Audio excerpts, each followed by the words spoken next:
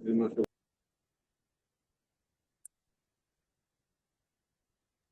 الله الرحمن الرحيم.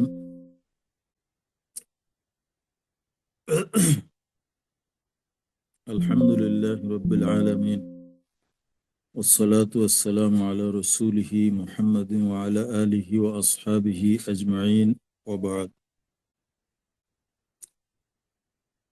আমরা মুকদ্দমাতুল ইলম, ইলমে হাদিসের মুকদ্দমা আলোচনা করছিলাম। আজকের আলোচনার বিষয় হলো তাদউইনুল হাদিস, অর্থাৎ ইলমে হাদিসের মুআল্লিফ বা মুসান্নেফ কে। একটা হলো কিতাবের মুসান্নেফ, আর একটা হলো ফন বা বিষয়ের মুসান্নেফ বা মুআল্লিফ।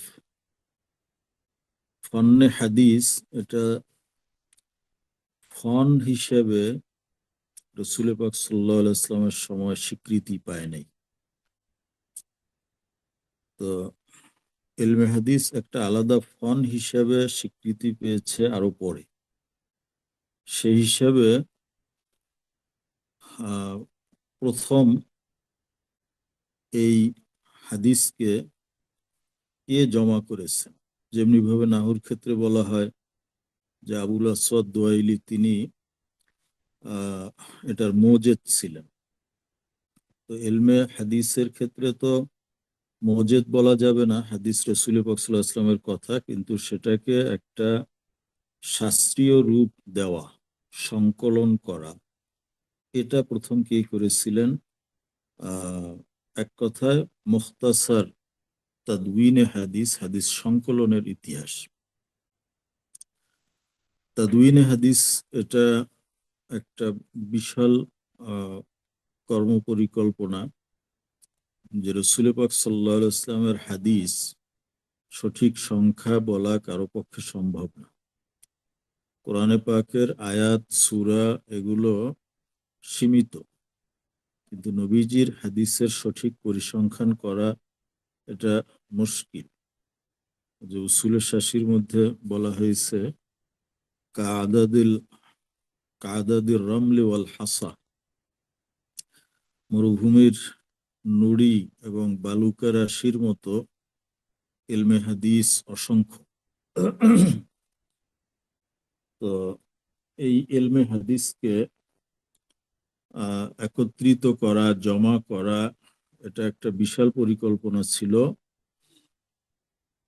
তো এর ইতিহাসও অনেক লম্বা ইতিহাস।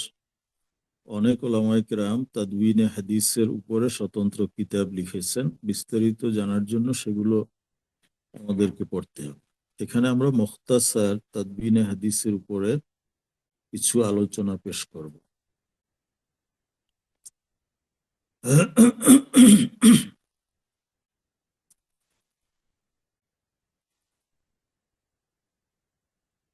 রাসূল পাক সাল্লাল্লাহু আলাইহি ওয়াসাল্লামের হাদিস বলতে তার আকওয়াল, আফআল, তাকরীর, সিফাত সবগুলোকেই বোঝায়। তো রাসূল পাক সাল্লাল্লাহু আলাইহি ওয়াসাল্লামের হাদিসকে একটা ফন বা বিষয়ের হাইসিয়ত কে দিয়েছিলেন, কিভাবে দেওয়া হয়েছিল, এক্ষেত্রে দুটি নাম উল্লেখ করা হয়। এক হলো মুহাম্মদ ইবনে মুসলিম ইবনে উবাইদিল্লাহ ইবনে আবদুল্লাহ ইবনে শিহাব ইবনে আবদুল্লাহ ইবনে হারিস ইবনে জুহরা ইবনে কেলাব, সংক্ষেপে যাকে ওনাকে ইবনে শিহাব জুহরি বলা হয়। ওনার ইন্তেকাল হয়েছিল 125 হিজরিতে। এই সনটা মনে রাখতে হবে, 125 হিজরিতে। তিনি রাসূল পাক সাল্লাল্লাহু আলাইহি ওয়াসাল্লামের ওয়ালেদা হযরত আমেনা এর বংশের লোক ছিলেন, বনি জোহরা। এজন্য ওনাকে জুহরি বলা হয়। আর ওনার কুনিয়াত হলো ইবনু শিহাব। উনি শিহাবের ছেলে না, ওনার পূর্বপুরুষ ছিল জাদ্দে আমজাদ, মানে ওনার দাদা ছিলেন শিহাব। তো অনেক সময় দাদার দিকেও নিসবত করে বলা হয়, যেমন রসুল পাক সাল্লাল্লাহু আলাইহি ওয়াসাল্লাম বলছেন আনাবনু আব্দুল মুত্তালিব, যে আমি আব্দুল মুত্তালিবের ছেলে। এখানে ছেলে মানে বংশধর। তো ইবনে শিহাব, শিহাব মূলত তার পিতা না ঊর্ধ্বতন আহ পূর্বপুরুষ, সেই দিকে ওনাকে ইবনে শিহাবও বলা হয়। ইবনে শিহাব জুহরি হাদিসের ক্ষেত্রে এক মাশহুর নাম। হাফেজ ইবনে হাজার আসকালানি রহমতুল্লাহ আলাই বলেন, ইত্তাফাকু আলা ইতকানিহি ওয়া ইমামাতিহি। ইবনে শিহাব জুহরির ইলমে হাদিসের ক্ষেত্রে দৃঢ়তা এবং তার নেতৃত্বের ব্যাপারে সবাই একমত যে তিনি ইলমে হাদিসের একজন ইমাম, এবং ইলমে হাদিসের ক্ষেত্রে তার দৃঢ়তা, এটা মুত্তাফাক আলাই, সকলের কাছে গ্রহণযোগ্য। হযরত ওমর ইবনে আব্দুল আজিজ তার সম্পর্কে বলেছেন, লাম ইয়াবকা আহাদুন আ'লামু বিসুন্নতি সুন্নাতিন মাযিয়াতিন মিনাজ যুহরি। অর্থাৎ বিগত যুগের সুন্নাত হাদিস সম্পর্কে ইমাম ইবনে শিহাব জুহরির চেয়ে অধিক আহ, জানে, এরকম কেউ আর অবশিষ্ট নেই। তাজকিরাতুল হুফাজের ভিতরে হযরত লাইস ইবনে সাদের একটি কওল উল্লেখ করা হয়েছে ইবনে শিহাব জুহরির ব্যাপারে। তিনি বলেন, মা রাআইতু আলিমান কত্তু আজমা মিনাজ জুহরি ওয়া ইন হাদ্দাসা আনিল কুরআনে ওয়াস সুন্নাতে ফাকাযালিক। যে আমি ইবনে শিহাব জুহরির মতো জামিইয়াতের হামেল কোন আলেমকে দেখিনি। অর্থাৎ যেই আলেমের ভিতরে ইলমের সব দিক জমা হয়েছে, এরকম অন্য কোনো আলেম আমি দেখি নাই। তিনি যখন কোরআন সম্পর্কে বর্ণনা করেন বা হাদিস সম্পর্কে বর্ণনা করেন, তার চেয়ে উত্তম কেউ নেই।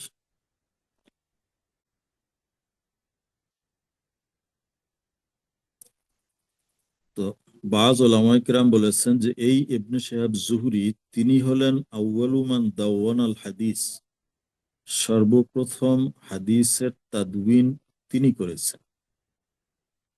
হাফিজ ইবনে হাজার আসকালানি বাবু কিতাবাতিল ইলমের ভিতরে তাকে হাদিসের মুদাউনে আউয়াল হিসেবে স্বীকৃতি দিয়েছেন। ফথুল বাড়ির মধ্যে এই কথা তিনি বলেছেন।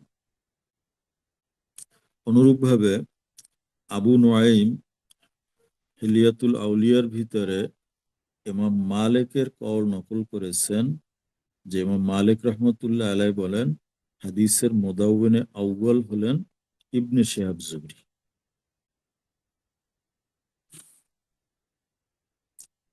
যারা মুনকিরিন হাদিস, হাদিসকে অস্বীকার করতে চায়, তাদের বিভিন্ন ষড়যন্ত্র আছে। তার ভিতরে একটা হলো, যিনি হাদিস সংকলন করেছেন তাকে যদি প্রশ্নবিদ্ধ করা যায়, তার ব্যাপারে যদি সন্দেহ সৃষ্টি করা যায়, তাহলে তো পুরো ইলমে হাদিসটাই প্রশ্নবিদ্ধ হয়ে যায়। এজন্য তারা ইবনে শিহাব জুহরির ব্যাপারে অনেক সমালোচনা করেছে।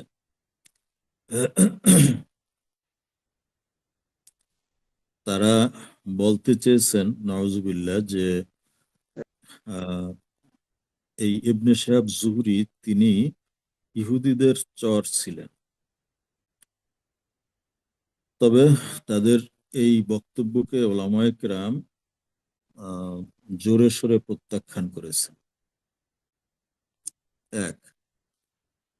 দ্বিতীয় কওল, যে মুদাউনে আউয়াল হিসেবে দ্বিতীয় যার নাম উল্লেখ করা হয় তিনি হলেন আবু বকর ইবনু হাজম। ওনার ইন্তেকাল হয়েছিল 120 হিজরিতে, আর ইবনে শাহাব জুহরির ইন্তেকাল হয়েছিল 125 হিজরিতে। মানে সময়ের ব্যবধান খুব কম। এই ইবনে হাজাম তিনি খলিফা ওমর ইবনে আব্দুল আজিজের পক্ষ থেকে মদিনা শরীফের গভর্নর ছিলেন। সাথে সাথে তিনি বড় আলেম, ফাজেল, মুত্তাকি, আবেদ এবং আহ, খুবই একজন পরহেজগার ব্যক্তি ছিলেন। ওনার স্ত্রী বর্ণনা করেছেন যে ইবনে হাজাম লাগাতার 40 বছর পর্যন্ত কখনো রাত্রে বিছানায় ঘুমান নাই। ইমাম মালিক রহমতুল্লাহ আলাই তার সম্পর্কে বলেন যে মদিনা শরীফে এই ইবনে হাজামের চেয়ে অধিক কাজা এর ইলেম রাখেন এরকম কোনো আলেম নেই। ইমাম বুখারী রহমতুল্লাহ আলাই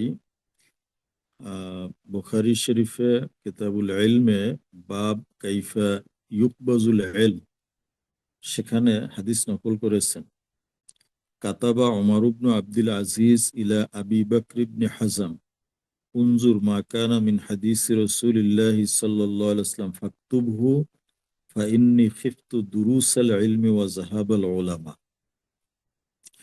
হযরত ওমর ইবনে আব্দুল আজিজ মদিনার গভর্নর আবু বকর ইবনে হাজামের কাছে চিঠি লিখলেন, ফরমান পাঠাইলেন, উনজুর মা কানা মিন হাদিস রাসূলিল্লাহ সাল্লাল্লাহু আলাইহি ওয়াসাল্লাম ফাকতুবহু, তুমি দেখো যে রসুল পাক সাল্লাল্লাহু আলাইহি ওয়াসাল্লামের হাদিস কোথায় আছে সেটা লেখো। ফাইন্নী খিফতু দুরুসাল ইলমি ওয়া যাহাবাল উলামা, আমার আশঙ্কা হচ্ছে যে ইলেম এক সময় বিনষ্ট হয়ে যাবে এবং ওলামায়ে কেরাম যারা আছেন তারা এক সময় বিদায় নেবেন, চলে যাবেন, এভাবে ইলেম হারিয়ে যাবে। অতএব যেখানে রসুল পাক সাল্লাল্লাহু আলাইহি ওয়াসাল্লামের হাদিস পাও সেটাকে লেখো।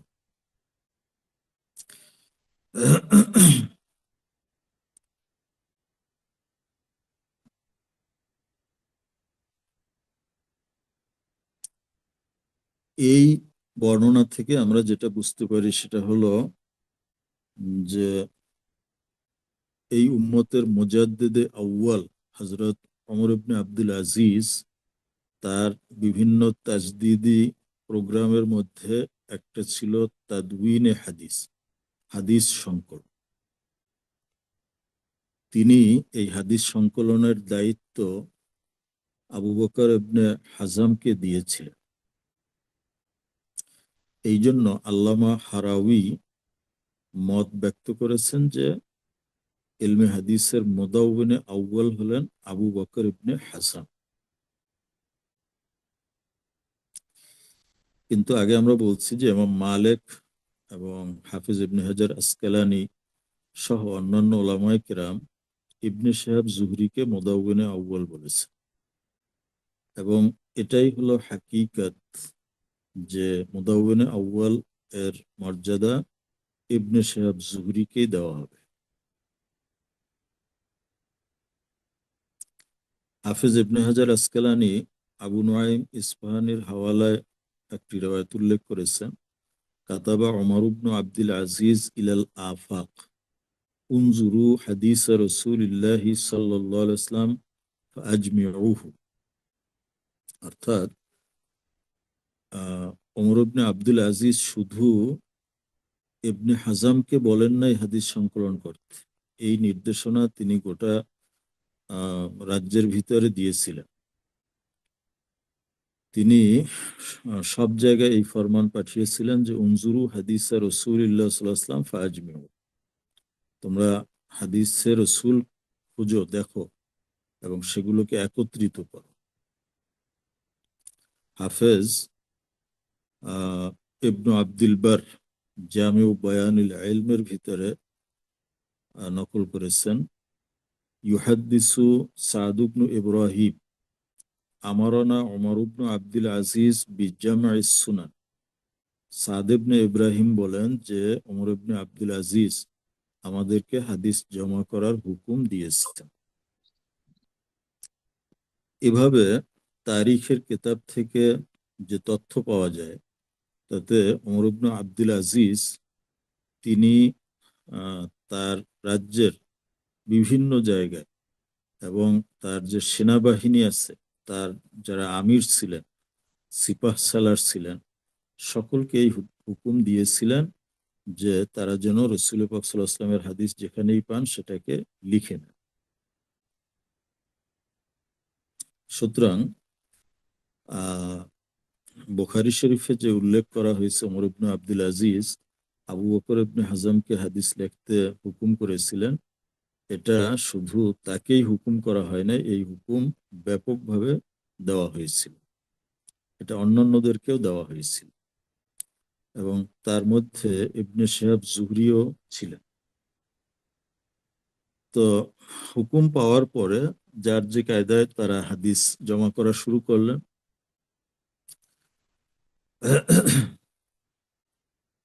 তো সবচেয়ে যিনি বেশি ভূমিকা পালন করেছিলেন ইবনে শিহাব জুহরি, তিনি নির্দেশ মোতাবেক হাদিসের একটি বড় সংকলন তৈরি করেছিলেন এবং এটা ওমর ইবনে আব্দুল আজিজের কাছে পৌঁছে দিয়েছিলেন।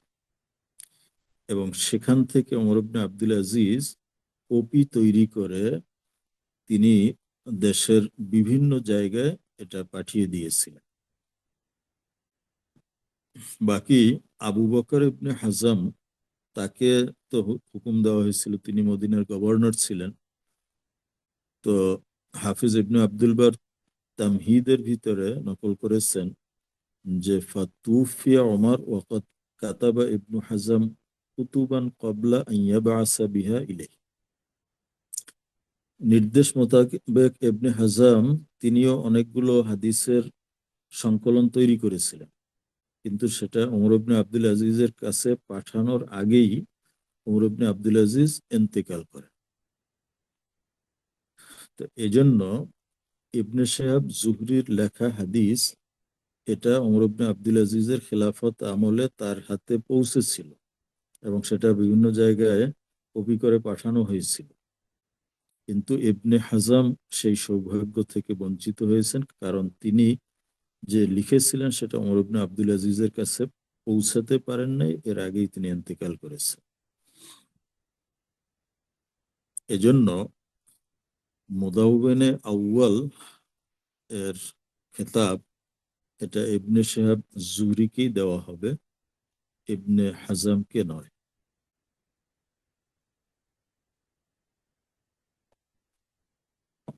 এখানে এশকাল হয়েছে যে এই যে হাদিসের সংকলন করলেন, হাদিস লেখার হুকুম দেওয়া হলো, হাদিস লেখা হলো, এটা তো রসুল পাক সাল্লাল্লাহু আলাইহি ওয়াসাল্লামের একটি হাদিসের পরিপন্থী হয়েছে। হাদিস মুসলিম শরীফে উল্লেখ করা হয়েছে, আবু সাইদ খুদরি থেকে হাদিস, আন্না রাসূলুল্লাহ সাল্লাল্লাহু আলাইহি ওয়াসাল্লাম قال لا تكتبوا عني ومن كتب عني غير القرآن فليمحي। রাসূল পাক সাল্লাল্লাহু আলাইহি ওয়াসাল্লাম বলছেন যে তোমরা আমার থেকে কোনো কিছু লিখবে না, মানে আমার হাদিস তোমরা লিখবে না। যে ব্যক্তি আমার থেকে কোরআন ছাড়া অন্য কিছু লিখেছে সেজন্য সেটা মিটিয়ে ফেলে, সেটাকে মুছে ফেলে। যখন নবীজি লিখতে নিষেধ করেছেন, যারাও লিখছেন সেগুলোকে মিটিয়ে দিতে হুকুম করেছেন, সেক্ষেত্রে ওমর ইবনে আব্দুল আজিজ কিভাবে হাদিস লেখার হুকুম দিলেন এবং হাদিস জমা করার আহ, এই পদক্ষেপ গ্রহণ করলেন, এবং এই খেদমতের জন্য ওনাকে মুজাদ্দিদ খেতাবও দেওয়া হয়েছে। এটা একটা প্রশ্ন যে একদিকে নবীজির নিষেধাজ্ঞা রয়েছে, অথচ সেইটাই তিনি করলেন, কেন করলেন? এবং এজন্য সকলে তার প্রশংসাও করলো, ব্যাপারটা কি? তো ইশকালের জবাব কয়েক ভাবে দেওয়া হয়েছে। জবাব এক, হযরত আবু সাইদ খুদরির যেই রেওয়ায়াতটি রয়েছে সেক্ষেত্রে ইখতিলাফ আছে। ইখতিলাফ ফিল ওয়াকফে ওয়ার রাফে, যে হাদিসটি কি নবীজির হাদিস, মারফু হাদিস, না হাদিসটি মাওকুফ, সাহাবীর বক্তব্য। কেউ বলছেন হাদিস মাওকুফ, কেউ বলছেন মারফু। এবং ইমাম বুখারী রহমতুল্লাহ আলাইহি মাওকুফ হওয়াকে তারজি দিয়েছেন।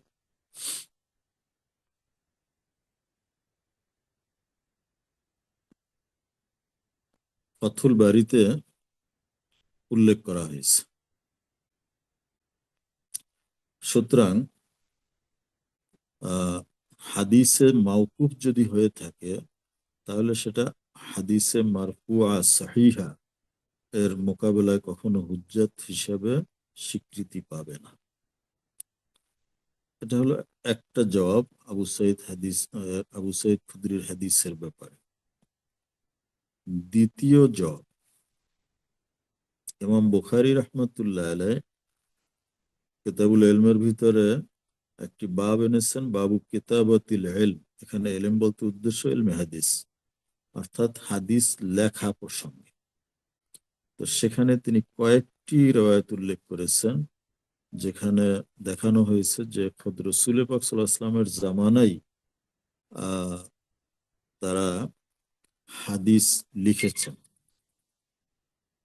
প্রথম রওয়ায়াত হযরত আলী রাদিয়াল্লাহু তাআলা আনহুর, রাফিজি বা শিয়া যারা, তারা একটা অপপ্রচার করেছিল যে আলী রাদিয়াল্লাহু তাআলা আনহুর কাছে রাসূল পাক সাল্লাল্লাহু আলাইহি ওয়াসাল্লামের পক্ষ থেকে খাস কিছু হাদিস লেখা আছে, এটা অন্য কারো কাছে নেই। সেখানে কি লেখা আছে, অর্থাৎ শিয়াদের যে 12 ইমাম আছে, এই 12 ইমামের ব্যাপারে রাসূল পাক সাল্লাল্লাহু আলাইহি ওয়াসাল্লামের ওসিয়ত লেখা আছে। তো এই কথা যখন তারা প্রচার করলো, তখন আলী রাদিয়াল্লাহু তাআলা আনহুকে সরাসরি প্রশ্ন করা হলো যে আপনার কাছে কি খাস কোনো এরকম হাদিস আছে? তখন তিনি বললেন যে না, আমার কাছে আছে কোরআন, এবং তার একটা তলোয়ার ছিল, ওই তলোয়ার খাপের ভিতরে কয়েকটা পৃষ্ঠা লেখা ছিল। তিনি সেটা ইশারা করে বললেন যে আর এই যে লেখাগুলো আছে এটাই, এর বাইরে আমার কাছে কিছু নেই। তো সেই যে তলোয়ারের খাপের ভিতরে কয়েকটা পৃষ্ঠা ছিল, সেখানে সৎকার হুকুম, দিয়াতের হুকুম, কেসাসের হুকুম এবং আমানের হুকুম বর্ণনা করা হয়েছে। আলী রাদিয়াল্লাহু তাআলা আনহুর এই রওয়ায়াতটি বুখারী শরীফ, মুসলিম শরীফ, নাসাই শরীফ, আহমদ ইবনে হাম্বলের মুসনাদ, বাইহাকির সুনান, সব জায়গায় উল্লেখ করা হয়েছে। এ থেকে বুঝা গেল যে রাসূল পাক সাল্লাল্লাহু আলাইহি ওয়াসাল্লামের পক্ষ থেকে হাদিস লেখার নিষেধাজ্ঞা এটা আম ছিল না।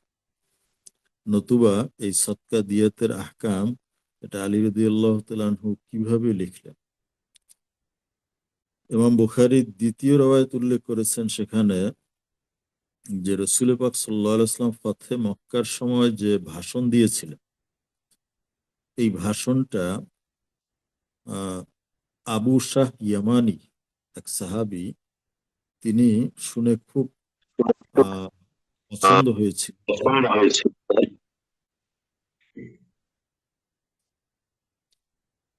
তিনি নবীজিকে বলেছিলেন, ইয়া রাসূলুল্লাহ, খুতবাটা আমাকে একটু লিখে দিন। তখন নবীজি কোন সাহাবীকে হুকুম করলেন যে উক্তুবু লি আবি ফুলান, তোমরা আবু শাহ ইয়ামানিকে আমার বক্তৃতাটা লিখে দাও। তো নবীজির খুতবা, এটা তো হাদিস, তো বুঝা গেল যে রসুল পাক সাল্লাল্লাহু আলাইহি ওয়াসাল্লাম এর সময় হাদিস লেখা হয়েছে, এমনকি নবীজি নিজে ইজাজত দিয়েছেন, হুকুম দিয়েছেন। ইমাম বুখারী বাবের ভিতরে তৃতীয় হাদিস নিয়ে এসেছেন হযরত আবু হুরায়রা রাদিয়াল্লাহু তাআলা আনহুর হাদিস। আবু হুরায়রা নিজেই বলেন, মা মিন আসহাবিন নবী সাল্লাল্লাহু আলাইহি ওয়াসাল্লাম আহাদুন আকসারা হাদিসান আনহু মিন্নি ইল্লা কানা ইল্লা মা কানা মিন আব্দুল্লাহ ইবনে আমর ফাইন্নাহু কানা ইয়াকতুবু ওয়ালা আকতুবু। আবু হুরায়রা বলেন যে নবীজির কোন সাহাবীর কাছে আমার চেয়ে বেশি হাদিস নেই, শুধুমাত্র আব্দুল্লাহ ইবনে আমর ছাড়া। কারণ আব্দুল্লাহ ইবনে আমরের কাছে আমার চেয়েও বেশি হাদিস আছে। এর কারণ হলো তিনি হাদিস লিখতেন আর আমি লিখতাম না।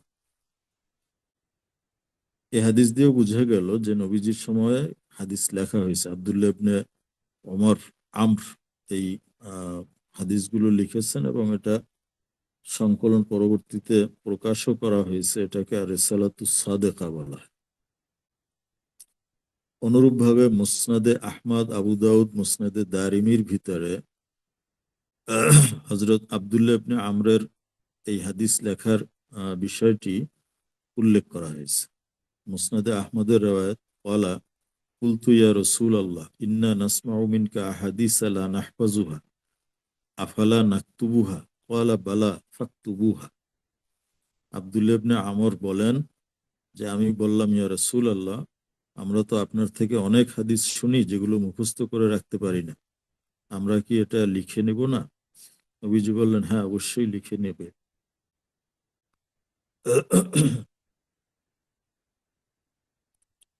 এক রিওয়ায়াতে হযরত আব্দুল্লাহ ইবনে আমর থেকে বর্ণিত আছে, ক্বালা কুলতু ইয়া রাসূলাল্লাহ ইন্নী আসমাউ মিনকা আশিয়া আফা আকতুবুহা ক্বালা না'আম কুলতু ফিল গাদাবি ওয়ার রিদা ক্বালা না'আম ফাইন্নী লা আকুলু ফীহিমা ইল্লা হাক্কা। যে আব্দুল্লাহ ইবনে আমর নবীজিকে বলছিলেন, ইয়া রাসূলুল্লাহ, আমি তো আপনার থেকে অনেক কিছু শুনি, এগুলো কি আমি লিখে রাখবো? নবীজি বললেন, হ্যাঁ। তখন আমি বললাম যে আপনি যখন রাগের মুহূর্তে থাকেন, আপনি যখন আনন্দের মুহূর্তে থাকেন, এই উভয় অবস্থার কথাগুলো কি আমি লিখে রাখবো? নবীজি বললেন, হ্যাঁ। কারণ আমি উভয় অবস্থায় হক ছাড়া বলি না। রাগের সময়ও আমি কখনো হকের বাইরে যাই না। অতএব সর্বাবস্থায় তুমি আমার কথা লিখতে পারো। তো নবীজির নির্দেশ মোতাবেক তিনি নবীজির হাদিসের একটা সংকলন তৈরি করেছিলেন, যেটাকে তিনি নিজেই নামকরণ করেছিলেন আস-সাদিকা। মুসনাদে দারিমির ভিতরে উল্লেখ করা হয়েছে, ক্বালা আব্দুল্লাহ ইবনে আমর আম্মা সাদিকা ফাসহিফাতুন কাতাবতুহা মিন রাসূলিল্লাহি সাল্লাল্লাহু আলাইহি ওয়াসাল্লাম। সাদেকা হলো একটা সহিফা, কিতাব, যেটা আমি রাসূল পাক সাল্লাল্লাহু আলাইহি ওয়াসাল্লাম থেকে লিখেছি। ইবনে আব্বাসের হাদিস, লাম্মা ইশতাদ্দা বিন নবী সাল্লাল্লাহু আলাইহি ওয়াসাল্লাম ওয়াজাউহু ক্বাল ইতুনি বিকিতাবিন আকতুব লাকুম কিতাবান লা তাদিল্লু বা'দা। তো এখানে ইতুনি বিকিতাবিন, কিতাব দ্বারা উদ্দেশ্য কিরতাস, কাগজ, আর আকতুব লাকুম এর দ্বারা উদ্দেশ্য কেতাবত। তো নবীজি কাগজ আনতে বলেছেন যে তিনি কিছু ওসিয়ত লিখে যাবেন, যাতে পরবর্তীতে মানুষ গোমরা না হয়।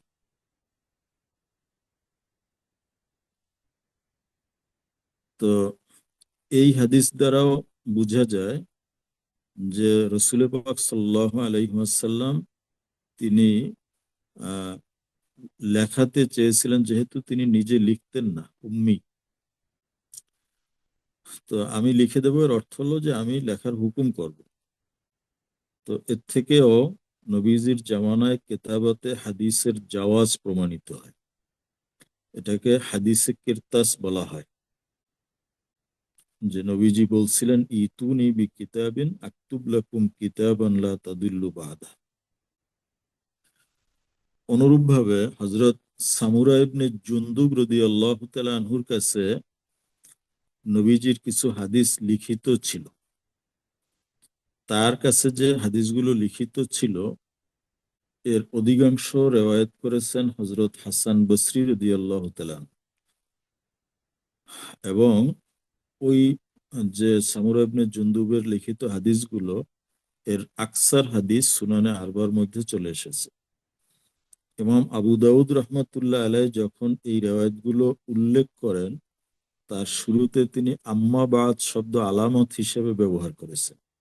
অতএব আবু দাউদের যে হাদিসগুলোর শুরুতে এভাবে আম্মা বাদ লেখা আছে, বুঝতে হবে এটা সামুরা ইবনে জুনদুবের সেই লেখা কপি থেকে নেওয়া হয়েছে।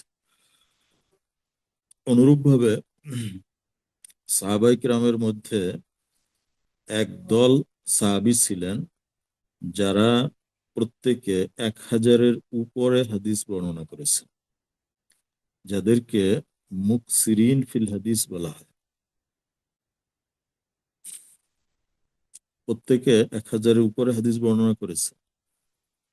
এই মুকসিরিন রাবি হাদিস যারা বর্ণনা করেছেন 7 জন এরকম রাবি রয়েছেন। মাওলানা মানাজের আহসান গিলানি তিনি লিখেছেন তাদের নাম, এবং এটা ইমাম নববীর তাকরিবের ভিতরেও বা শরহে তাদরিবের ভিতরে উল্লেখ করা হয়েছে।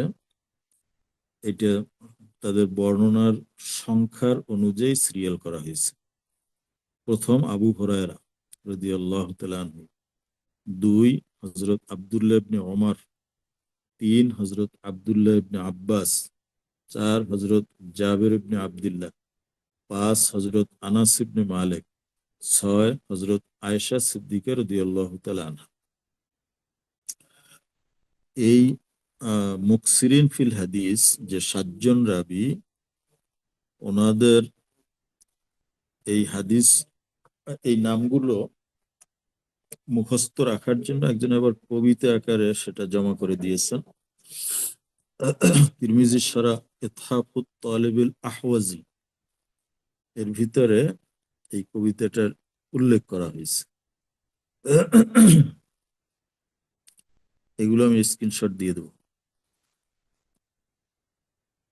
আল মুকসিরুনা ফি রিওয়ায়াতিল খাবার মিনাস সাহাবাতিল আকারিমিল গুরার আবু হুরায়রাতা ইয়ালিহি ইবনু উমর ফাআনাসুন ফাজাওজাতুল হাদিল আবার সুম্মা ইবনু আব্বাসিন ইয়ালিহি জাবির ওয়া বাদাহুল খুদরিয়্যু ফাহুয়া আখির।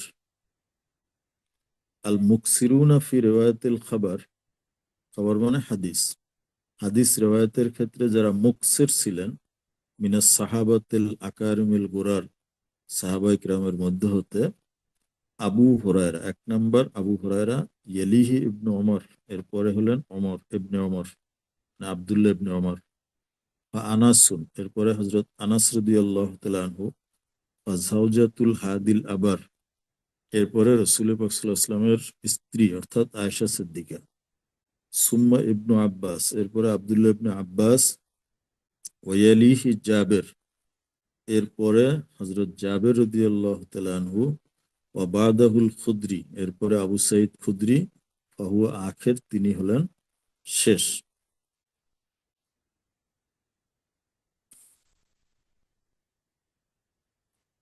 তো এই যে মুকসির ফিল হাদিস এর ভিতরে প্রথম ছিলেন হযরত আবু হুরায়রা রাদিয়াল্লাহু তাআলা আনহু। আবু হুরায়রা রাদিয়াল্লাহু তাআলা আনহুর রওয়ায়াতের সংখ্যা 5374।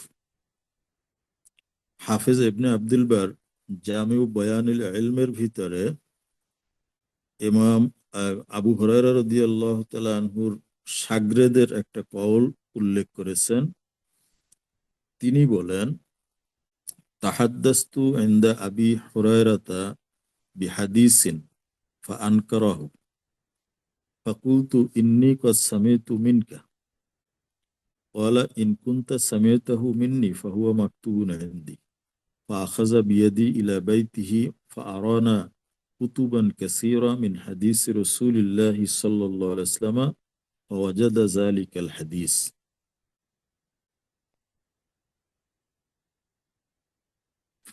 ওনার শাগরেদ বলেন, একদিন আমি আবু হুরায়রা রাদিয়াল্লাহু তাআলা আনহুর সামনে একটি হাদিস বর্ণনা করলাম। আবু হুরায়রা রাদিয়াল্লাহু তাআলা আনহু হাদিসটিকে ইনকার করলেন যে এরকম হাদিস তো আমার জানা নেই।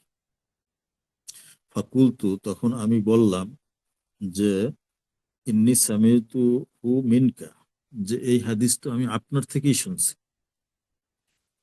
তখন আবু হুরায়রা বললেন যে তুমি যদি আমার থেকে শুনে থাকো তাহলে সেটা অবশ্যই আমার কাছে লেখা আছে। এই বলে তিনি তার হাত ধরে তার ঘরে নিয়ে গেলেন। এরপরে আমাদেরকে তিনি অনেকগুলো হাদিসের কিতাব দেখাইলেন। তারপরে সেখানে খুঁজে ঠিকই আমার বর্ণিত হাদিসটা তিনি পেয়ে গেলেন। তাহলে বোঝা গেল যে আবু হুরায়রা রাদিয়াল্লাহু তাআলা আনহুর কাছে এরকম বহু হাদিসের সংকলন ছিল। আবু হুরায়রার কাছে যে হাদিস লিখিত ছিল তার আরেক শাগরেদ হাসান ইবনে আমর বর্ণনা করেছেন। আরেক শাগরেদ ছিলেন বাশির ইবনে নাহিক। তিনি বলেন কুনতু আকতুবু মা আসমাউ মিন আবি হুরায়রা রাদিয়াল্লাহু তাআলা আনহু ফালাম্মা আরাদতু আন উফারিকাহু আতাইতুহু বিকিতাবিহি ফাকরাতুহু আলাইহি ওয়া কুলতু লাহু হাযা মা সামিতুহু মিনকা ক্বালা নাম। যে আমি আবু হুরায়রা রাদিয়াল্লাহু তাআলা আনহু থেকে যত হাদিস শুনতাম এগুলো আবার লিখেও নিতাম। তো যখন আমি তার থেকে হাদিস লিখে তার থেকে বিদায় নিয়ে যাচ্ছিলাম তখন আমি তার কাছে আসলাম এই লেখা সব হাদিসগুলো নিয়ে, এবং তার সামনে এগুলো আমি পড়ে শোনাইলাম এবং বললাম যে এগুলো আমি আপনার থেকে শুনেছি। কলা নাম, আবু হুরায়রা এটা স্বীকৃতি দিয়েছেন যে হ্যাঁ।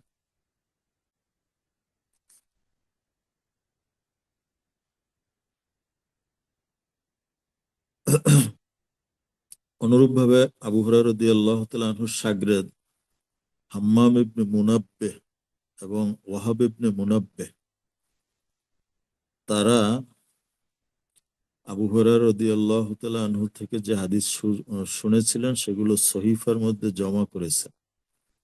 একটার নাম হলো সহিফায়ে হাম্মাম ইবনে মুনাব্বিহ আর একটা হলো সহিফায়ে ওয়াহাব ইবনে মুনাব্বিহ। এই দুই মুনাব্বিহের যে রেওয়ায়েতগুলো এটা অধিকাংশ মুসনাদে আহমদ ইবনে হাম্বলের মধ্যে পাওয়া যাবে। অনুরূপভাবে সহিহ মুসলিমের ভিতরেও এই রেওয়ায়েতগুলো এসেছে। তাহলে একটি ইশকালের লম্বা চওড়া করে আমরা জবাব দিলাম যে নবীজির হাদিস আবু সাঈদ খুদরির থেকে বর্ণিত যে নবীজি হাদিস লিখতে নিষেধ করেছেন, তারপরেও ওমর ইবনে আব্দুল আজিজ হাদিস কিভাবে লিখলেন, কিভাবে তিনি এটা জমা করলেন, সংকলন করলেন।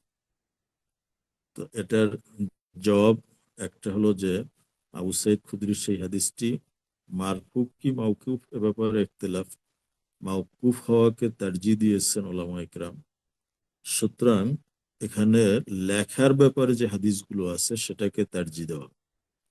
তো নবীজির জামানায় বা তার এজাজাতে হাদিস যে লেখা হয়েছে, সাহাবীরা লিখেছেন, তার কিছু প্রমাণ এখানে আমরা দিলাম যে এই সমস্ত রেওয়ায়তের কারণে আবু সাঈদ খুদরির ওই রেওয়ায়তকে আমরা গ্রহণ করব না।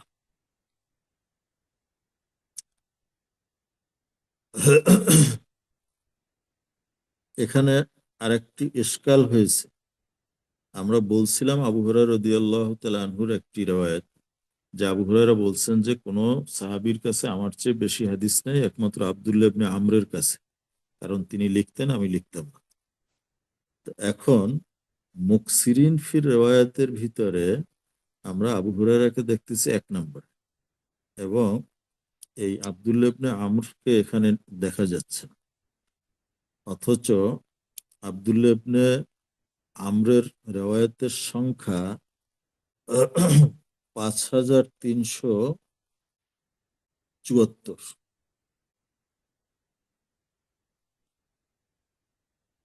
এর কারণ কি?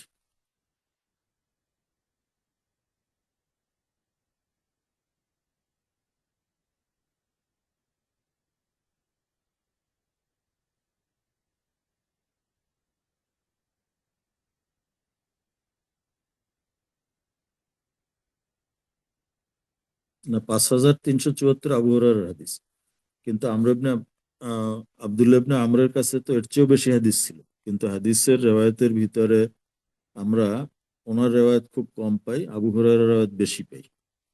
আর ওনাকে কেন মুকসিরিনের মধ্যে অন্তর্গত করা হয় না, এটা হলো প্রশ্ন। এর জবাব হলো, হযরত আব্দুল্লাহ ইবনে আমর তিনি মিশরে থাকতেন। মিশর তখনও পর্যন্ত এলেমের মার্কাজ হয়নি। আর আবু হুরায়রা রাদিয়াল্লাহু তাআলা আনহু তিনি অবস্থান করতেন মদিনা মুনাওয়ারায়, যেটা ছিল ইলমে হাদিসের মার্কাজ। এজন্য আবু হুরায়রা রাদিয়াল্লাহু তাআলা আনহুর riwayat-এর ইশাআত বেশি হয়েছে।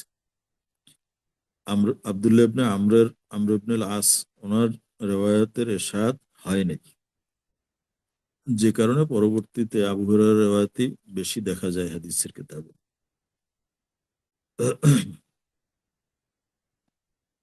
আর একটা কারণ হলো যে আবু হুরায়রা রাদিয়াল্লাহু তাআলা আনহু হামাতান তালিম তাদরিসের মধ্যে মশগুল ছিলেন, মানে আপাদমস্তক তিনি তালিম তাদরিসের মধ্যেই লিপ্ত ছিলেন। কিন্তু আব্দুল্লাহ ইবনে আমর ইবনে আল-আস তিনি অধিকাংশ সময় নফল ইবাদত, নফল নামাজের মধ্যে মশগুল থাকতেন। এই জন্য আলেমদের ক্ষেত্রে অনেক সময় নফল ইবাদতের চেয়ে দর্স তাদরিস এটা উম্মতের জন্য বেশি ফায়দা। এক, দ্বিতীয় কথা হলো বড় আলেম, কিন্তু তিনি একটা অজপাড়া গায়ে, যেখানে এলেমের চর্চা নাই, এখানে পড়ে থাকলে সেখান থেকেও এলেমের ফায়দা পাওয়া যায়।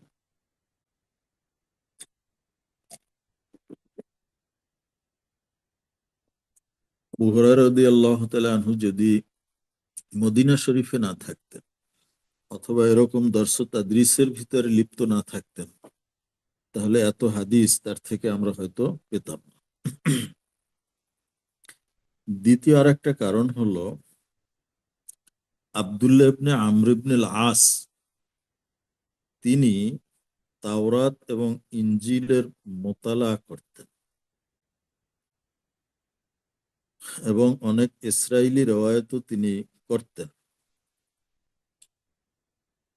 এই জন্য ইলমে হাদিসের তালেব যারা, তারা ওনার হাদিসের দিকে বেশি আগ্রহী হন নাই।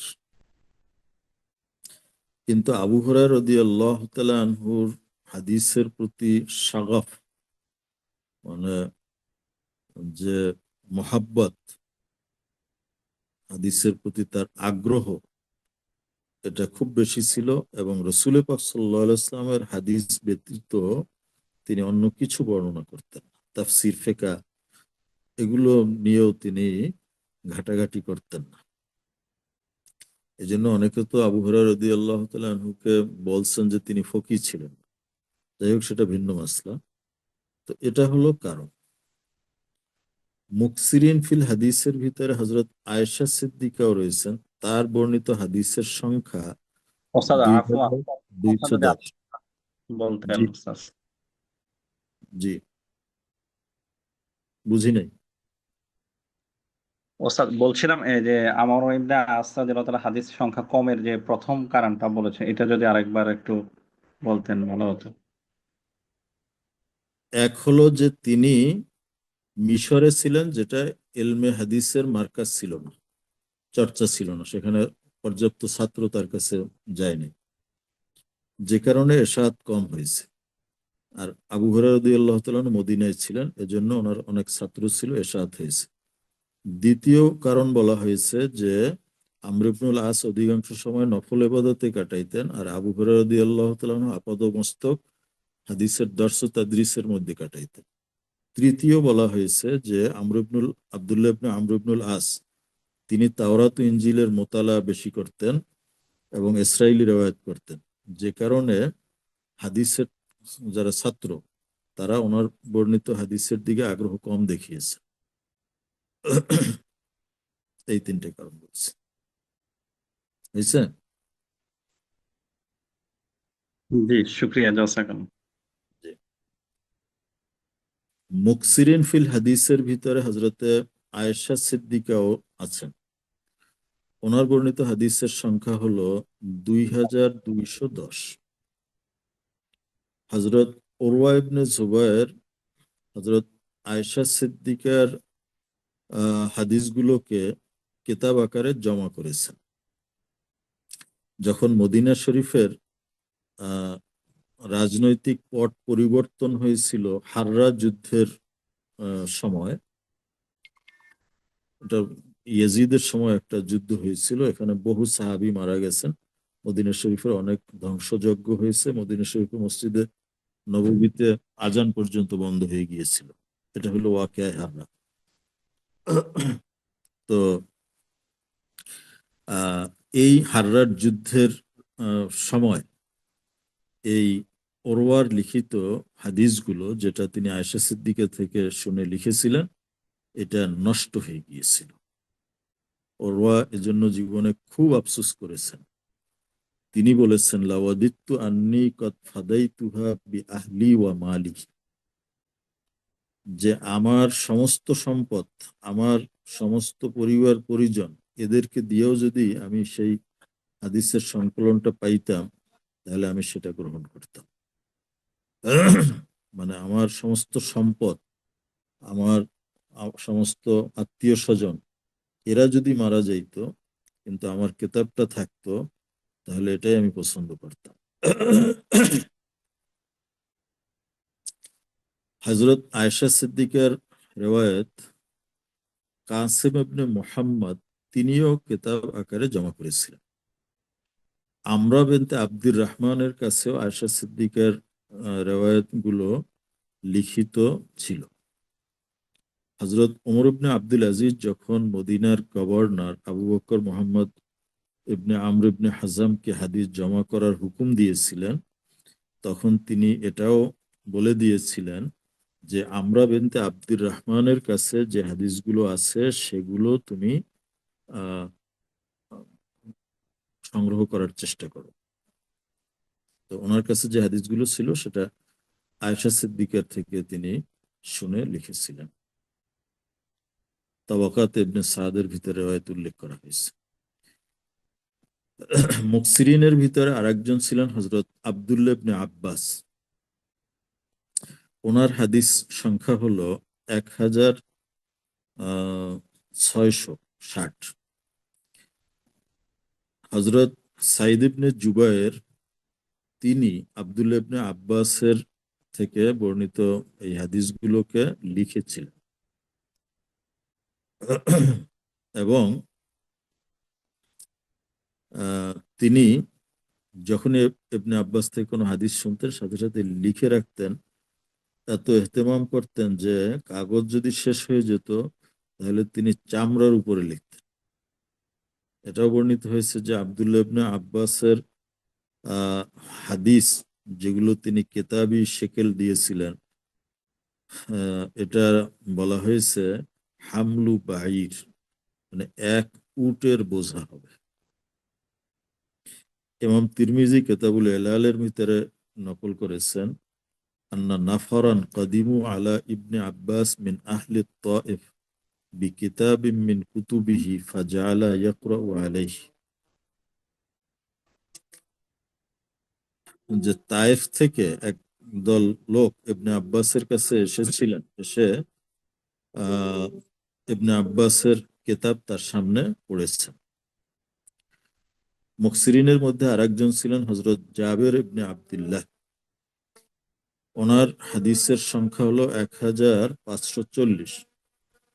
হাফিজ ইবনে হাজার আসকালানি বলেন যে ওয়াহাব ইবনে মুনাব্বাহ এবং সুলাইমান ইবনে কায়েস, এই দুইজনের কাছে জাবের রাদিয়াল্লাহু তাআলা আনহুর হাদিসগুলো কিতাব আকারে লিখিত ছিল। তারা সেই কিতাব থেকে হাদিস বর্ণনা করতেন। মুকসিরিন আর একজন ছিলেন আনাস ইবনে মালিক। তার রেওয়ায়তের সংখ্যা 1286। হযরত আনাস রাদিয়াল্লাহু তাআলা আনহুর কাছেও লিখিত হাদিস ছিল। হাকিম মুস্তাদরাকের মধ্যে তার এক শাগরেদের কওল নকল করেছেন।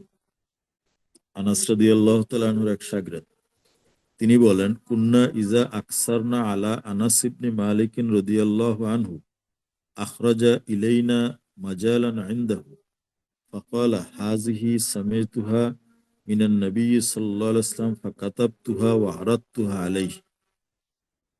আমরা যখন আনাস রাদিয়াল্লাহু তাআলা আনহুর কাছে বেশি হাদিস বর্ণনা করতাম, তখনই তিনি তার কাছে সংরক্ষিত একটা কিতাব বের করতেন, বলতেন যে এই সব হাদিস আমি নবীজির থেকে শুনেছি এবং সেটা লিখেছি এবং লেখার পরে আবার নবীজির সামনে আমি শুনিয়েছি।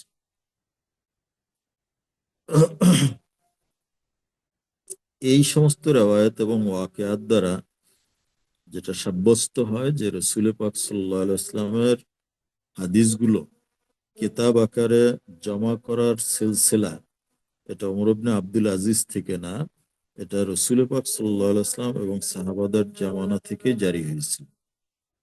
সুতরাং আবু সাঈদ খুদরির যে রেওয়ায়াত, হাদিস লেখার নিষেধাজ্ঞা, সেটাকে আমরা কোনো মতেই গ্রহণ করতে পারবো না, অথবা গ্রহণ করলেও সেটাকে তাবিল বা ব্যাখ্যা করতে হবে। যদি আমরা তাবিল বা তাওফিক করতে চাই, সেক্ষেত্রে অনেক কথা রয়েছে। আর যদি তারজি দিতে চাই, তাহলে আবু সাঈদ খুদরির হাদিস এটা মারজু হবে, আর কেতাবতে হাদিসের যে রেওয়ায়াতগুলো রয়েছে এগুলো রাজে হবে। আর যদি তাওফিকের দিকে যাই, তাহলে বলতে হবে যে রাসূল পাক সাল্লাল্লাহু আলাইহি ওয়াসাল্লাম যে নিষেধ করেছিলেন, সেটা বিশেষ প্রেক্ষিতে, বিশেষ কারণে। সেটা হলো ওই সময় কোরআন নাজিল হইতেছিল, তো সাহাবায়ে কেরাম কোরআন লিখতেন এবং সাথে সাথে যদি হাদিসও লেখা হতো, তাহলে ইলতিবাসুল হাদিস মাআল কোরআন, কোরআনের আয়াতের সাথে হাদিস ইলতিবাস হয়ে যাওয়ার আশঙ্কা ছিল। এজন্য নবীজি সাময়িক নিষেধ করেছিলেন। পরবর্তীতে যখন সাহাবীদের সেই যৌক এবং সেই যোগ্যতা হয়ে গেছে যে তারা শুনলেই বুঝতে পারবে এটা আয়াত এবং এটা হাদিস, তখন নবীজি লেখার অনুমতি দিয়েছিলেন। অর্থাৎ আমভাবে প্রথমে অনুমতি দেওয়া হয় নাই, যেহেতু কোরআনের সাথে মিলে যাওয়ার আশঙ্কা ছিল। পরবর্তীতে এটা অনুমতি দেওয়া হয়েছে। দ্বিতীয় আরেকটা কারণ বা তৌফিক আমরা এভাবে দিতে পারি, নাসেখ মানসুখ বলতে পারি, যে নিষেধাজ্ঞার হাদিসটা ছিল মানসুখ, আর কেতাবতে হাদিসের হাদিস হলো নাসেখ। কেউ কেউ ব্যাখ্যা করেছেন এভাবে যে রাসূল পাক সাল্লাল্লাহু আলাইহি ওয়াসাল্লাম হাদিস লিখতে নিষেধ করার একটি কারণ ছিল যে সাহাবায়ে কেরামকে হাদিস মুখস্থকরণের প্রতি উদ্বুদ্ধ করা। কারণ মানুষ যখন লেখে, তখন সে লেখার প্রতি নির্ভরশীল হয়ে যায়। এই যে যখন ভিডিও করা হয়, যখন রেকর্ড করা হয়, তখন মানুষ অমনোযোগী হয়ে যায় যে এটাতে রেকর্ড আছে, আমি পরে শুনে নেব। এই জন্য দেখা যায় যদি এরকম যে না, আমি এখন আলোচনা করব, কেউ ভিডিও করতে পারবে না, কেউ রেকর্ড করতে পারবে না, কেউ খাতা কলমও রাখতে পারবে না, সব শুনে মুখস্থ রাখতে হবে, তাহলে যে আগ্রহটা সৃষ্টি হবে, সেইটা এই লেখার অনুমতি দিলে হবে না। এটাও একটা হিকমত হতে পারে যে নবীজি তাদেরকে লিখতে নিষেধ করেছিলেন যে তোমরা মুখস্থ করে নাও।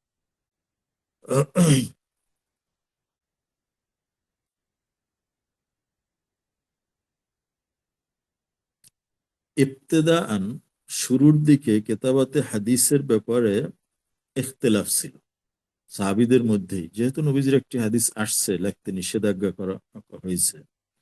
এজন্য সাহাবীদের মধ্যে হযরত আব্দুল্লাহ ইবনে ওমর, হযরত যায়েদ ইবনে সাবিত, আবু সাঈদ খুদরি, আবু হুরায়রা, আবু মুসা আশআরী, তারা আদমে জাওয়াজের কায়েল ছিলেন, যে হাদিস লেখা জায়েজ নেই।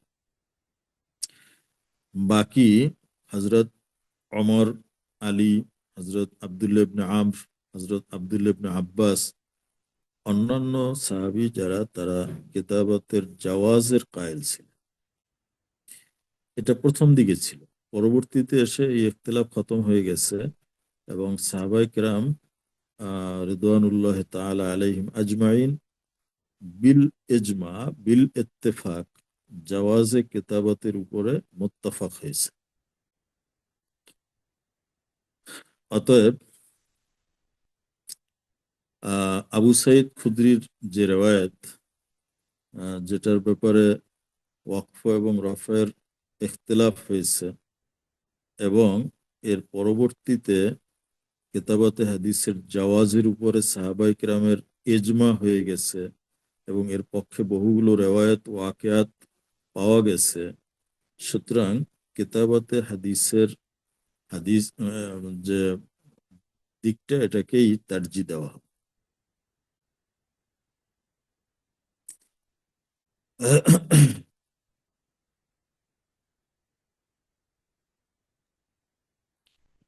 চতুর্থ একটি জবাব দিয়েছেন আল্লামা ইবনে কুতাইবা।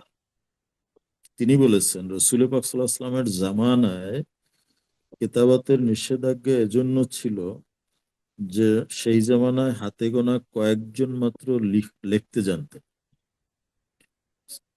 সাহাবায়ে কেরাম তারা লিখতে পারতেন না এবং যা লিখতেন সেটা শুদ্ধ হইত না, যেটা পড়া পরবর্তী যুগের খুব মুশকিল। আমরা ওই পিছনের যুগের কিছু লেখা দেখি যেগুলো আমরা বুঝিও না। তো এই জন্য নবীজি আমভাবে লেখার অনুমতি দেননি।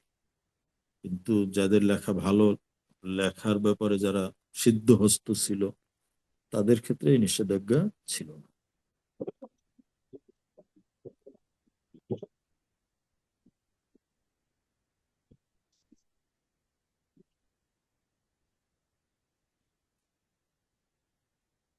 হজরত মাওলানা মোনাজের আহসান গিলানি তিনি আরেকটি জবাব দিয়েছেন। তিনি বলেছেন যে সাধারণত কেতাবাতে হাদিসের এজাজত এজন্য দেওয়া হয় নাই যেহেতু হাদিসের মাকাম হলো কোরআনের পরে। তো যদি কোরআনের মতোই শুরু থেকে হাদিসও লেখার হুকুম দেওয়া হয়, এহতেমাম বা গুরুত্ব দেওয়া হয়, তাহলে পরবর্তী প্রজন্মে কোরআন ও হাদিসের ভিতরে এই যে ইমতিয়াজ, এটা থাকবে না। দুইটা এক দরজার হয়ে যাবে, তারা দুইটাকে সমমর্যাদার মনে করবে। এই জন্য কোরআন লেখার হুকুম দেওয়া হয়েছে কিন্তু হাদিস লিখতে নিষেধ করা হয়েছে। দুইটার মধ্যে যে ইস্তিলাহি ফরক আছে, কোরআন ও হাদিস, কোরআনের স্থান উপরে, তারপরে হাদিসের স্থান দ্বিতীয়, এটা প্রমাণ করার জন্য দুইটার হুকুম আলাদা আলাদা করে দিয়েছে।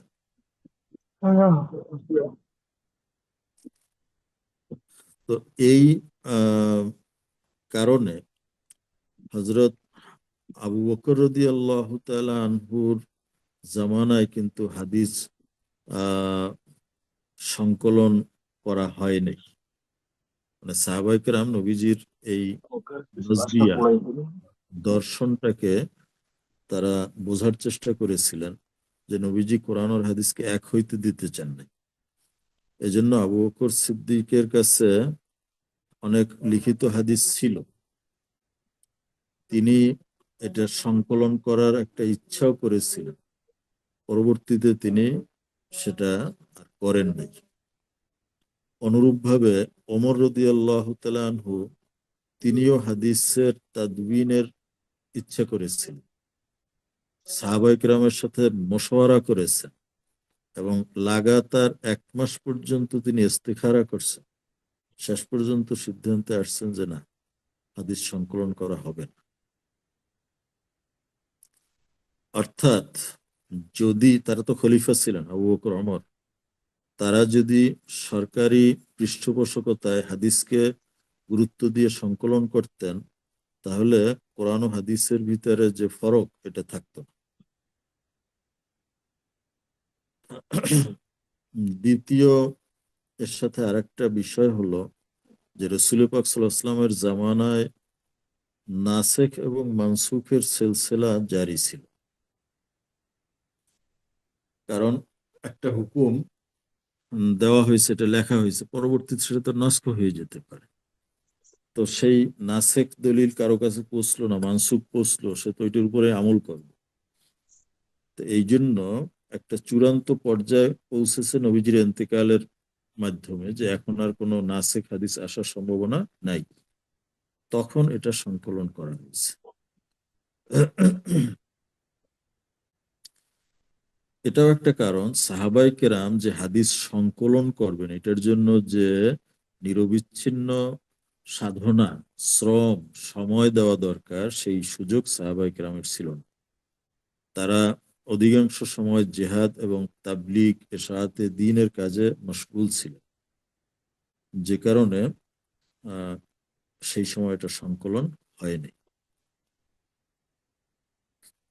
তো খোলাফায়ে রাশিদিনের জামানায় হয় নাই কেন?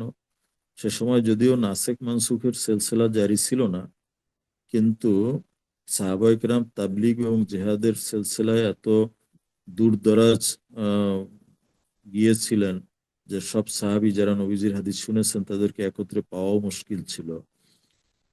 এজন্য সেই সময়েও সংকলন করা সম্ভব হয়নি। 100 বছর পরে গিয়ে ওমর ইবনে আব্দুল আজিজের সময়ে আহ, এই হাদিস সংকলন করা হয়। কারণ তখন কোরআন ও হাদিসের যে পার্থক্য, এটা মানুষের জেহেনের ভিতরে বদ্ধমূল হয়ে গিয়েছিল। এবং দ্বিতীয় আরেকটা হাদিস সংকলনের বড় কারণ ছিল যে সে সময় অনেকগুলো বাতিল ফেরকার উদ্ভব হয়েছিল। মুতাজিলা, রাফিজি, খারিজি, কাদরিয়া, জাহমিয়া।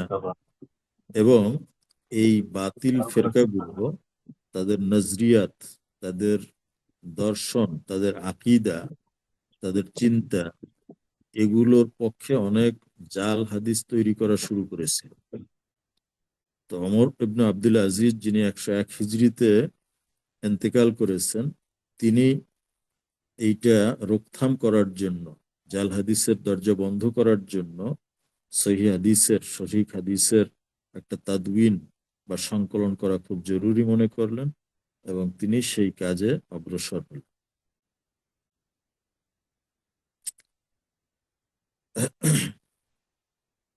তো এই হলো মোটামুটি আহ তাদউইনে হাদিসের উপরে এক ঝলক, সংক্ষিপ্ত একটা ধারণা দেওয়ার চেষ্টা আমরা করলাম। তো এই পর্যন্ত মুকাদ্দমাতুল ইলম আমরা আলোচনা শেষ করব। আর অনেক কথা ছিল। আর একটা বিষয় মুকাদ্দমাতুল ইলমের মধ্যে রয়ে গেছে, সেটা হলো হুকমে শরঈ, অর্থাৎ ইলমে হাদিস শিক্ষা করার শরঈ হুকুম কি। যদি কোনো এলাকায় একজন মাত্র মুসলমান বিদ্যমান থাকেন, তাহলে তার জন্য ইলমে হাদিস শিক্ষা করা ফরজে আইন। আর যদি কোনো এলাকায় বহুত মুসলমান থাকে, তাহলে সেখানে ইলমে হাদিস শিক্ষা করা ফরজে কিফায়া, অর্থাৎ কিছু সংখ্যক লোক যদি এটা শিক্ষা করে, বাকিদের পক্ষ থেকে এটা আদায় হয়ে যাবে। তো এই ছিল আমাদের মুকাদ্দামাতুল ইলমের মধ্যে যে রুসে সামানিয়া বা 8টি বিষয়ের আলোচনা, সেগুলো আমরা শেষ করলাম। এরপরে মুকাদ্দমাতুল কিতাব এর উপরে আমরা সামনের ক্লাসে ইনশাআল্লাহ আলোচনা করব। আসসালামু আলাইকুম ওয়া ওস্তাদ রাহমাতুল্লাহ। একটা একটু সময় নিতে চাচ্ছে।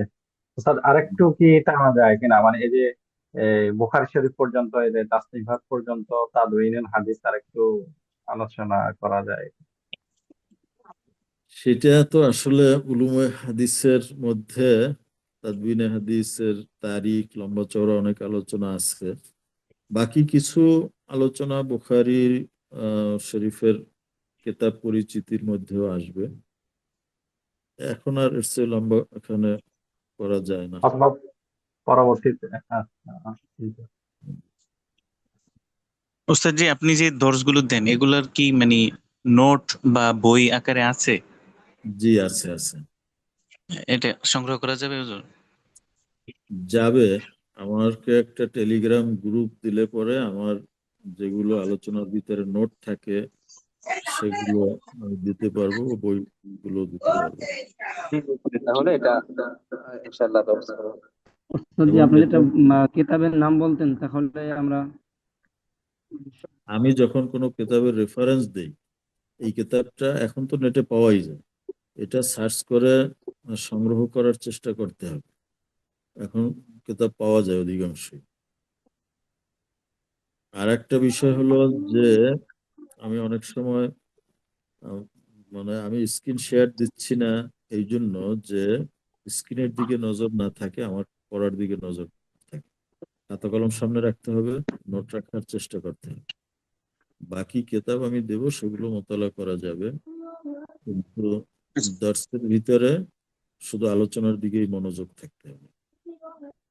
আচ্ছা হুজুর, এই যে ইলমে হাদিসের সংকলক হিসেবে এখন ইবনে শিহাব আজ-জুহরিকে ধরা হচ্ছে, তো ইতিপূর্বে তো অনেক সাহাবায়ে কেরাম সংকলন করছে, হাদিস লিখছে, তো ওনাদেরকে ধরা হয়নি কেন?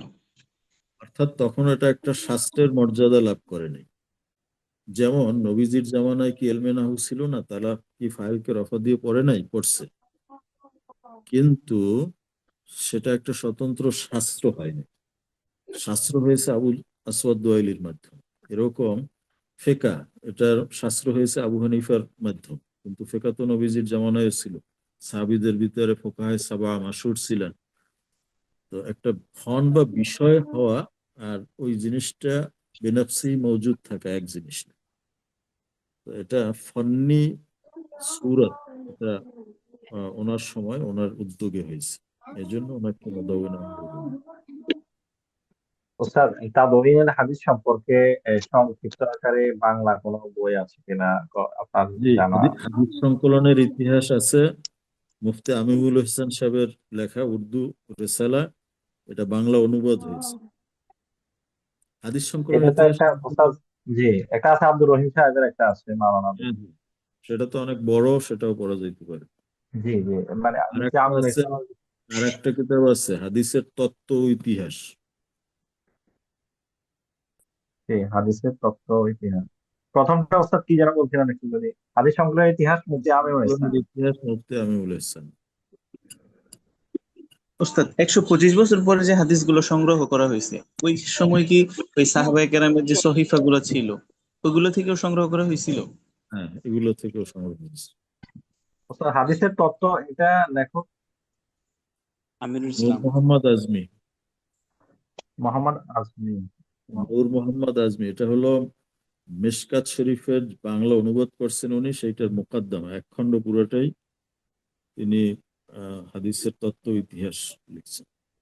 হুজুর, আমার একটা প্রশ্ন। আপনি যে বললেন যে আবু হুরায়রা Recording in রাদিয়াল্লাহু তাআলা progress. এতটি হাদিস বর্ণনা করছে, আয়েশা সিদ্দিকা রাদিয়াল্লাহু তাআলা আনহা এতটি হাদিস বর্ণনা করছে, আব্বাস রাদিয়াল্লাহু তাআলা আনহু এতটি হাদিস বর্ণনা, এই হাদিসগুলির কি কোনো যে সংখ্যাটা আপনার এটার কি কম বেশি আছে নাকি একুরেট হাদিসেই? এটা সম্পর্কে ইখতিলাফ আছে। জি জি। বুখারী শরীফে কয়টা হাদিস আছে, একটা কিতাব আমাদের সামনে আছে, সেটা নিয়েও তো ইখতিলাফ হয়েছে, এই সংখ্যা নিয়ে ইখতিলাফ আছে।